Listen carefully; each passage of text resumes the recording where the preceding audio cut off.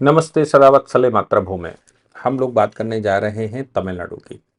तमिलनाडु के मुख्यमंत्री पहले तो उनके बेटे ने सनातन को लेकर और तमाम तरह की भारतीयता, हिंदुत्व इनको लेकर एचआईवी, एड्स, सड़ा हुआ, गला हुआ, पता नहीं क्या क्या बता दिया। स्टालिन लगातार, चूंकि वो ईसाई हो चुके हैं, इसलिए ऐसा कहते हैं, लगातार मतलब ऐसा कहते हैं कि वो ईसाई हो भी चुके हैं। स्टालिन नाम भी कुछ ऐसा ही बताता है और ये बताया जाता है कि स्टालिन लगातार कोशिश करते हैं कि तमिलनाडु के मंदिरों को कैसे ख़त्म किया जाए। मैंने सुबह भी बताया था कि तमिलनाडु के मंदिरों को लेकर ऑनरेबल हाई कोर्ट ने अपना सर पटक लिया होगा कि हाई कोर्ट का 6 साल पुराना ऑर्डर इंक्रोचमेंट लगातार वहाँ के अधिकारियों का, वहाँ रसूखदार लोगों का या वहाँ पर जो इन्फ्लुएंशियल पर्सन हैं पॉलिटिक्स के, उनके कब्जे हो गए हैं। 47,000 एकड़ ज़मीन मंदिर की ख़त्म हो चुकी है। उसके अलावा मंदिर की ज़मीनें जो हैं उनमें भी मैरिज हॉल बनाना, कम्युनिटी सेंटर बनाना और दवा खाना बताना, स्कूल बनाना, ये सब काम सरकार करने की कोशिश कर रही। सुप्रीम कोर्ट ने भी लगातार कई बार कहा कि भाई जो मंदिर की ज़मीन है वो डाइटी के लिए होती है, वहाँ देवता के लिए होती है, और जो देवता के लिए ज़मीन है वो उनके लिए इस्तेमाल हो सके। इस वो जो देवता है यानी कि जो मंदिर है, मंदिर के ट्रस्टी उसमें स्कूल बनाना चाहें, ट्रस्ट का कोई समस्या नहीं। उसमें वो मेडिकल बनाना चाहें, कोई समस्या नहीं। उसमें कम्युनिटी हॉल बनाना चाहें, कोई समस्या नहीं। लेकिन सरकार उसको अपने लिए नहीं ले सकती, इस नाम से कब्जा कर ले कि वो उसमें मैरिज हॉल बनाना चाहते हैं। सुप्रीम कोर्ट ने कहा कि वो ज़मीन सरकार बाईपास करके नहीं ले सकती।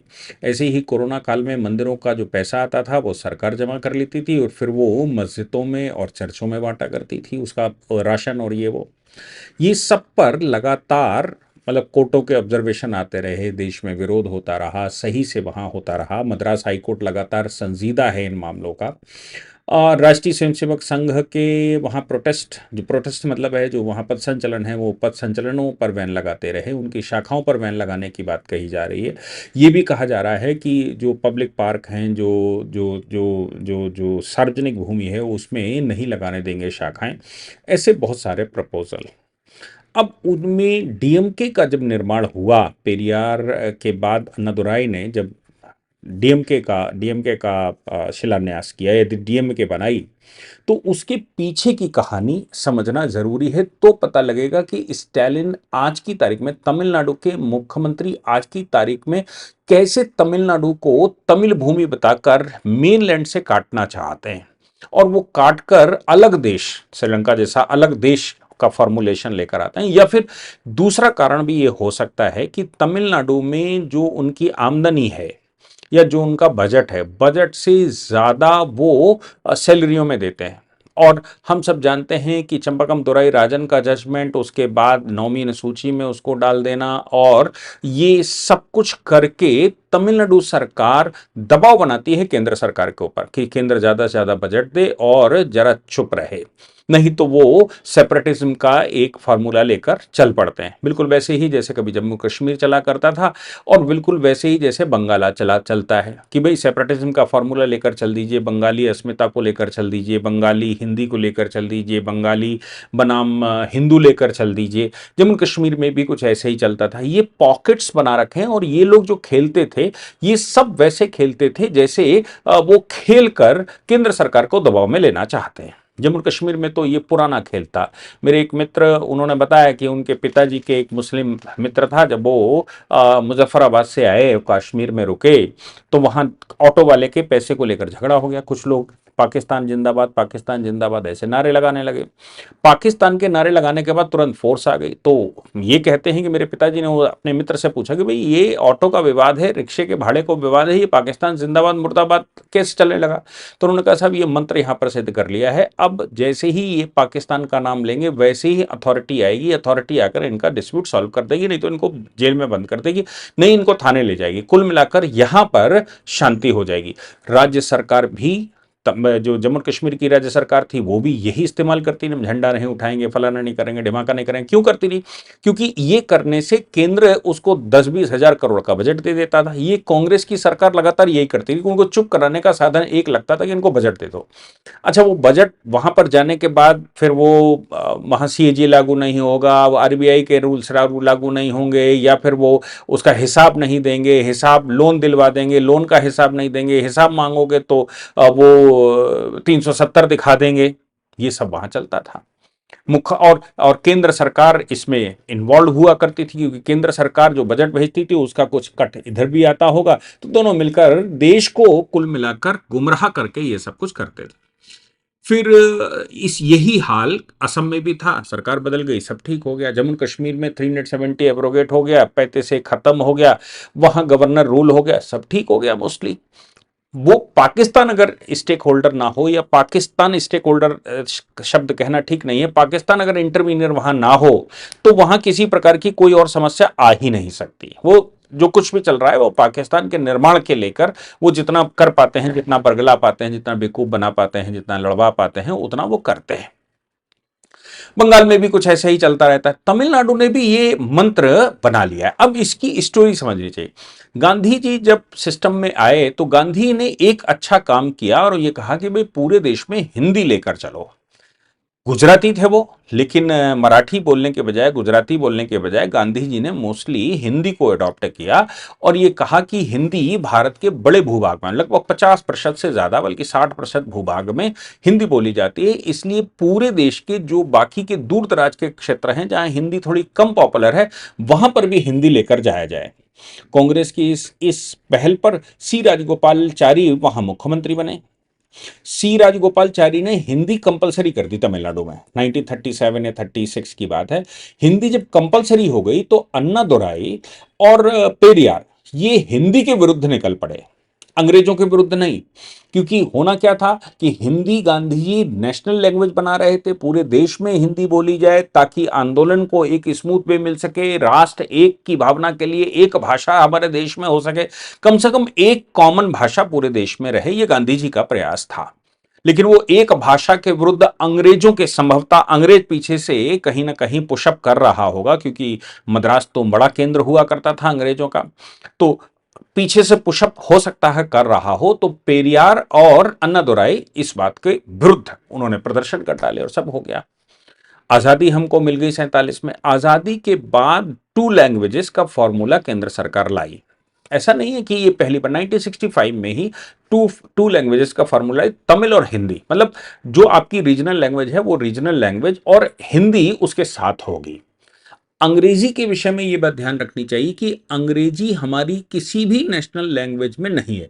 यह भी ध्यान रखना चाहिए कि भारत में नेशनल लैंग्वेजेस 22 हैं, 22 की 22 राष्ट्रीय भाषाएं हैं, कोई किसी के सबऑर्डिनेशन में नहीं है, सब पैरेलल भाषाएं हैं।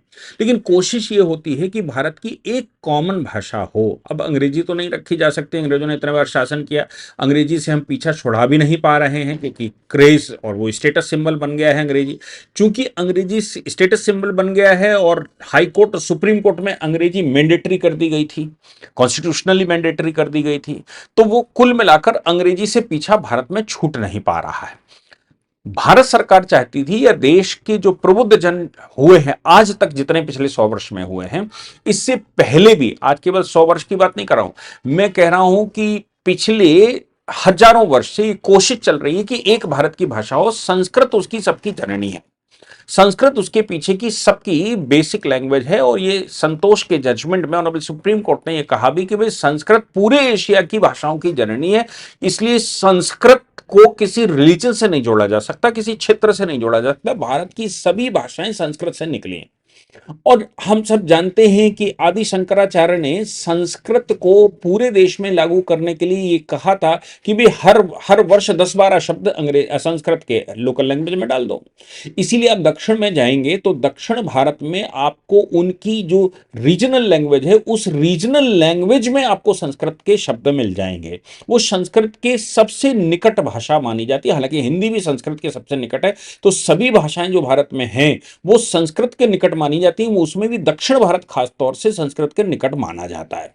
वो चाहे आप तेलुगु में चले जाएं, तमिल में चले जाएं, मलयालम में चले जाएं, जिसमें आप जाएंगे उसमें आप आपको संस्कृत के शब्द, संस्कृत की टर्मिनोलॉजी इसलिए मिलती है क्योंकि आदि शंकराचार्य ने वो टेक्नोलॉजी, वो फॉर्मुलेशन किया था कि भारत को एक करने के लिए भारत की एक भाषा भी होनी चाहिए। वो संस्कृत उस समय अडॉप्ट की गई थी। आज की तारीख में संस्कृत चूंकि वैज्ञानिक भाषा होने के नाते कठिन मानी जाती है, या मैं कहूं नॉन पॉपुलर है, तो इसलिए हिंदी नियरेस्ट है। हिंदी अगर पूरे देश में 60% एरिया में, और मैं समझता हूं कि दूर दराज के तमिलनाडु और केरल के क्षेत्रों में चले जाइए तो वहां आपको हिंदी से थोड़ा सा समस्या मिल सकती है। बाकी पूरे देश में कोई ऐसा स्थान नहीं जहां हिंदी समझते ना हो। नॉर्थ ईस्ट में बहुत अच्छी हिंदी बोली जाती है, नॉर्थ में तो पूरा ही हिंदी है। साउथ बेल्ट में आपको उर्दू अगर मिलती है तो वो हिंदी की नियरेस्ट है, क्योंकि मुसलमान जहां का भी है उसने उर्दू पकड़ के रखी, चाहे वो तमिलनाडु का हो, चाहे वो केरला को हो, चाहे वो कर्नाटक का हो, और या फिर वो आंध्रा तेलंगाना का हो, उड़ीसा का हो, उसने उर्दू पकड़ कर रखी। उर्दू पकड़ने का मतलब है हिंदी के नियरेस्ट है। लेकिन ड्रामा जिसको करना हो वो कम से कम समझ लेगा, लेकिन ये ड्रामा जरूर करेगा कि हमारी तो समझ ही नहीं आती, और वो अपनी भाषा नहीं बोलेगा, मतलब वो हिंदी बोलेगा नहीं। तो केंद्र सरकार ने इस बार वो 1965-67 की जो थ्योरी थी उसमें 2 लैंग्वेजेस थ्योरी थी, अब 3 लैंग्वेजेस की थ्योरी केंद्र सरकार नई एजुकेशन पॉलिसी 2020 में लेकर आई। आप समझिए, ये जो हिंदी का विरोध था अन्नादुराई का, ये हिंदी का विरोध ही बाद में डीएमके की स्थापना करके लाया। हिंदी का विरोध में ही पार्टी खड़ी हुई थी, जैसे किसी के विरोध में कुछ ना कुछ करके।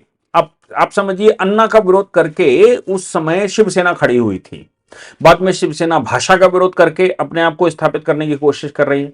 ऐसे ही हिंदी का विरोध करके डीएमके बना था, हिंदी का विरोध करके या फिर नॉन पगड़ीधारी सिख का विरोध करके उस समय ये अकाली दल बना था कि हमें एक पंजाब, एक पंजाबी सूबा चाहिए।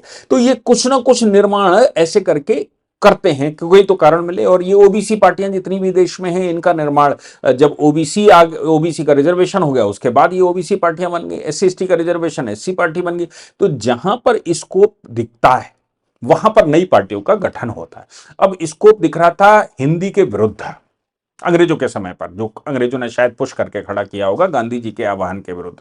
तो वो हिंदी, तो वो उसने ही बाद में डीएमके की स्थापना करवाई। डीएमके चलते चलते सरकार में भी आ गई, करुणानिधि भी उसी रास्ते पर चल पड़े, और स्टालिन तो ईसाई हो गए। ईसाई होने के बाद तो आप समझ लीजिए कि अब भाषा भूषा ये वो, उन्होंने संस्कृत का विरोध कर दिया। संस्कृत मंदिरों में चैंटिंग नहीं होगी, मंदिरों पर कब्जे कैसे किए जाए, मंदिरों को समाप्त कैसे किया जाए, हिंदुज्म को तकियानुसी, ये सब सेमिनार करके वहां सिलेबस में डालने की कोशिश कर रहे हैं। केंद्र सरकार ने 3 लैंग्वेज पॉलिसी बनाई कि भाई हम नेशनल एजुकेशन पॉलिसी में फंड आपको तभी रिलीज करेंगे जब आप हमारी नेशनल एजुकेशन पॉलिसी को अडॉप्ट करेंगे। अब नेशनल एजुकेशन पॉलिसी को अडॉप्ट करने के लिए 3 भाषाएं, एक तो आपकी तमिल हो गई, दूसरी आप अंग्रेजी ले लीजिए, और तीसरी आपको एक भारत की 22 भाषाओं में से एक भाषा लेनी है। आप चाहें तो तेलुगु ले सकते हैं, आप चाहें तो तमिल, तमिल तो आपके पास है ही, आप चाहें मलयालम ले सकते हैं, आप चाहें कन्नड़ ले सकते हैं, आप चाहें उड़िया ले सकते हैं, आप चाहें तो कश्मीरी ले लो, डोंगरी ले लो, मैथिली ले लो, जो आपको नियरेस्ट भाषा आपके लिए लगती है वो आप चूज कर सकते हैं। लेकिन 3 भाषाओं का उद्देश्य यह है कि देश में इंटीग्रेशन का प्रोसेस थोड़ा आसान हो। जो रीजनलिज्म की वजह से या लैंग्वेज की वजह से सेपरेटिज्म दिखता है और सेपरेटिज्म का ग्राउंड बनता है, उससे थोड़ा सा बाहर निकला जाए। और आप 2 भाषाएं सीखेंगे तो निश्चित तौर से आप 2 राज्यों 3 राज्यों के साथ अपने आप इंटीग्रेट हो जाएंगे। अब 3 भाषाओं में ऑप्शन देना पड़ेगा। ऑप्शन में हिंदी अगर आप देंगे तो मोस्टली तमिलनाडु में तो हिंदी के, जहां तक मैं जानता हूं, मैं जब तृतीय वर्ष के लिए गया था, तमिल के जो तमिलनाडु के लोग और केरला के लोग हमारे साथ थे गढ़ में, वो मोस्टली बहुत अच्छी हिंदी बोलते थे। हमने पूछा उनसे कि आप तमिलनाडु के या उनके रहने वाले हैं, आप हिंदी कैसे बोलते हैं? या मैं जब भी प्रवास पर जाता हूं उन क्षेत्रों में दक्षिण भारत के, तो हिंदी बोलने वाली बड़ी संख्या हमको मिलती है। हम उनसे पूछते हैं कि भाई ये चल रहा है फिर भी आप हिंदी बोले। हिंदी प्रबोधनी सभा यहाँ लगती है, हिंदी की क्लासेस लगती हैं, हिंदी तो हम सीखना चाहते हैं, हिंदी सीखना चाहते हैं हम देश के साथ इंटीग्रेट हो सकें, क्योंकि तमिलनाडु में अपॉर्चुनिटी बहुत कम है। तमिलनाडु एक बीमारू राज्य है। तमिलनाडु की जो राज्य की कैपेसिटी है वो डिफिसिट में चलता है, जो उसकी कैपेसिटी है उससे ज्यादा उसके खर्चे हैं, और यही हाल केरला में है।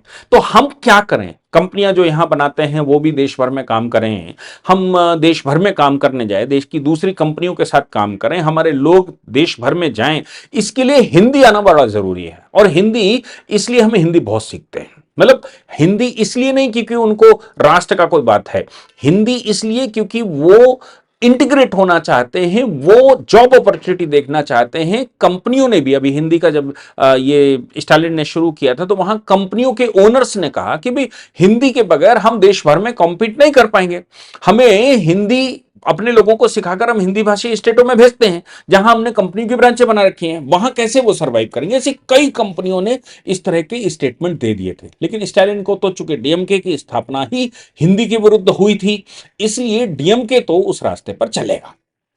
अब डीएमके जब इस रो को आगे बढ़ गया, वो सुप्रीम कोर्ट पहुंच गए, तमाम तरह का वो चल ही रहा है कि भाई 2,000 करोड़ इन्होंने मेरा रिलीज नहीं किया।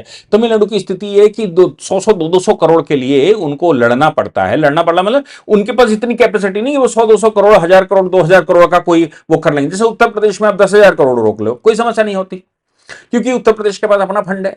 तमिलनाडु बीमारू राज्य है, बहुत बड़ा बीमारू राज्य है, इसलिए, और केरला बीमारू राज्य है, ये तो कर्ज की कैपेसिटी भी केंद्र सरकार ने बढ़ाने से मना कर दी थी, कर्ज लेने की कैपेसिटी पर बैन लगाने की बात केंद्र सरकार ने कर दी थी। फाइनेंस मिनिस्ट्री ने उनको एडवाइजरी जारी करने के बाद तो एक सर्कुलर जारी कर दिया था, वो सुप्रीम कोर्ट आया कि हम करना चाहते हैं, डिसीजन नहीं हुआ जहां तक मैं जानता हूं, लेकिन हां ये केंद्र को कहना पड़ा कि भाई आप अपने को एक्सप्लोर करिए, अपनी आमदनी बढ़ाइए, आप ये क्या है कर्जा ले लेकर सरकारें चला रहे हैं और पॉलिटिक्स कर रहे हैं, बांट रहे हैं और पॉलिटिक्स कर रहे हैं। तो ये बीमारू राज्य हैं, इनमें सरवाइव करना मुश्किल है, इसलिए हिंदी आवश्यकता है। अंग्रेजी जैसे भारत के जो ग्लोबल देखना चाहते हैं उसकी अंग्रेजी आवश्यकता है, हिंदी आवश्यकता है। और अंग्रेजी और बाकी रीजनल लैंग्वेज के लिए देखो, जर्मन है, फ्रेंच है, चाइनीज है, इंग्लिश है, ये हमारे देश में तमाम इसके इंस्टीट्यूशन चलते हैं और ये ऑप्शनल लैंग्वेज की तरह सीबीएसई एनसीईआरटी के सिलेबस में आती है। क्यों क्यों क्योंकि आपको इंटरनेशनली देखनी है तो जर्मन, फ्रेंच, फ्रेंच इंटरनेशनल भाषा है, इंग्लिश इंटरनेशनल भाषा है, और चाइनीज अब बड़ी भाषा बन चुकी है। ये जो इंटरनेशनल भाषाएं हैं जिसमें स्पेनिश आती है, जिसमें जर्मन आती है, जिसमें फ्रेंच आती है, जिसमें इंग्लिश आती है, ये भाषाएं ऑप्शनल रूप से एनसीईआरटी के सिलेबस में डाल दी गई कि भाई अब इनमें से कोई एक चूज कर लो। क्यों? क्योंकि भाई एक चूज कर लोगे तो आपको इंटरनेशनल देखने में आसान हो जाएगा, इसलिए। इसके अलावा दिल्ली में अगर आप चलें, केजी मार्ग पर चले जाइए तो आपको जर्मन एम्बेसी के बाहर आपको मतलब सैकड़ों लोगों की भीड़, आज मैं सुबह निकला तो मालूम पड़ा कम से कम 200-300-400 लोग खड़े थे वहां। भाई हमें तो बड़ा ताज्जुब हुआ कि आखिर क्यों खड़े थे, तो मालूम पड़ा नहीं कोई वो जर्मन का कोर्स करवाते हैं और वो कोर्स करवाकर वहां वो एग्जाम लेते हैं और ये करवाते हैं, जॉब अपॉर्चुनिटी देखते हैं, पता नहीं क्या ये सब करते हैं। आप इंग्लिश काउंसिल के उनके ब्रिटिश काउंसिल पर चले जाइए, केजी मार्ग पर ही आप, वहां पर भी बहुत आपको मिल जाएगा तमाम। तो मैं देखता हूं कि जो देशों की एम्बेसियां हैं अपनी भाषाएं सिखाती हैं, वहां भारत के लोग भीड़ लगाकर बैठते हैं कि भाई हम सीखनी है वो भाषा। आम आदमी भाषा सीखना चाहता है। तमिलनाडु सरकार ने अभी क्या किया, इस जो नेशनल एजुकेशन पॉलिसी की रो में उन्होंने अपने, स्टालिन ने ऐसा कहते हैं जो मीडिया में रिपोर्टें आई कि उन्होंने कुछ लीगल काउंसिल्स को बिठाया, लीगल काउंसिल्स को बिठाकर यह तय किया कि क्या तमिलनाडु में हिंदी बिल्कुल बैन कर दिया है। किस किस बात पर? पोस्टर लगाने पर बैन कर दो, हिंदी म्यूजिक बजाने पर बैन कर दो, हिंदी गाना बजाने पर बैन कर दो, हिंदी फिल्म रिलीज करने पर बैन कर दो, हिंदी की डबिंग बैन कर दो, हिंदी की किताब एंट्री मारने से, हिंदी का अखबार बैन कर दो। आप सोचिए कि तमिलनाडु कह रहा है कि हिंदी बिल्कुल बैन कर सकते हैं क्या हम। उन्होंने बैठक करी, लोग कहते भी हैं कि भाई तब ये कर सकते हैं। कॉन्स्टिट्यूशनली तो नहीं कर सकते क्योंकि हिंदी भारत की 22 भाषाओं में से एक। और याद रखिए, अगर उत्तर प्रदेश कहता है कि मैं तमिल अपने यहां बैन करना चाहता हूं, मतलब योगी आदित्यनाथ जी कहते हैं कि हम तमिल बैन करना चाहते हैं, कर नहीं सकते। अगर बंगाल की मुख्यमंत्री कहती है मैं तेलुगु बैन कर दूंगी या फिर मलयालम बैन कर दूंगी, कर नहीं सकते। भारत की 22 भाषाएं पूरे भारत की राष्ट्रीय भाषाएं हैं, कोई छोटी या बड़ी नहीं। और चूंकि कॉन्स्टिट्यूशन में वो 22 भाषाएं हैं, इसलिए कोई भी राज्य किसी भी भाषा को, जो 22 भाषा, अंग्रेजी बैन कर सकते हो आप क्योंकि अंग्रेजी नेशनल लैंग्वेज नहीं है, वो 8वीं अनुसूची में नहीं दे रखी है, लेकिन तमिल, तेलुगु, मलयालम ये सब दे रखे हैं, हिंदी दे रखी है, संस्कृत दे रखी है। इसलिए संस्कृत, हिंदी, या मैं कहूं कि वो हिंदी छोड़ दी, वो अगर मलयालम बैन कर दें अपने यहां, वो कन्नड़ बैन कर दें अपने आप, वो उड़िया बैन कर दें अपने आप, या फिर वो चाहते हैं कि वो बंगाली बैन कर दें, वो नहीं कर सकते, संवैधानिक रूप से तो नहीं कर सकते।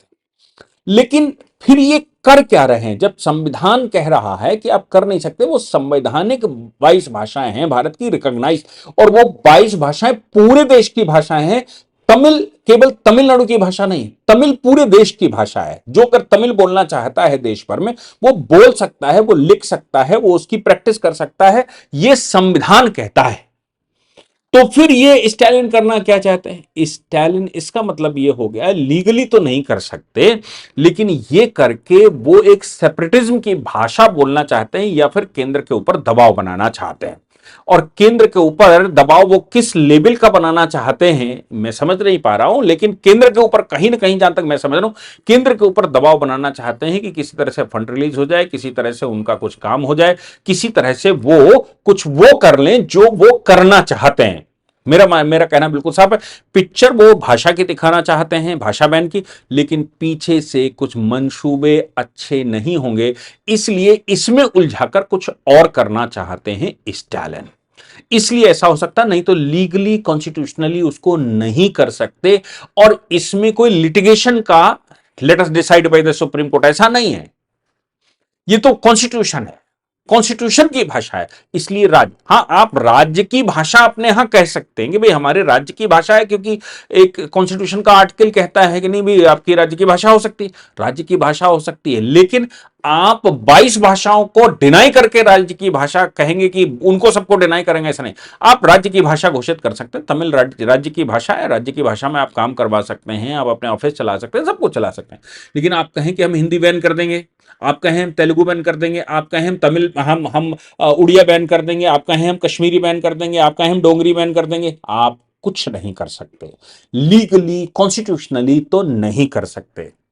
इसके पीछे मंशा कुछ निश्चित तौर से गलत होगी, वो कुछ दिन बाद निकलकर सामने आएगी, तो फिर उसकी हकीकत पता लगेगी। जय हिंद, जय भारत, वंदे मातरम।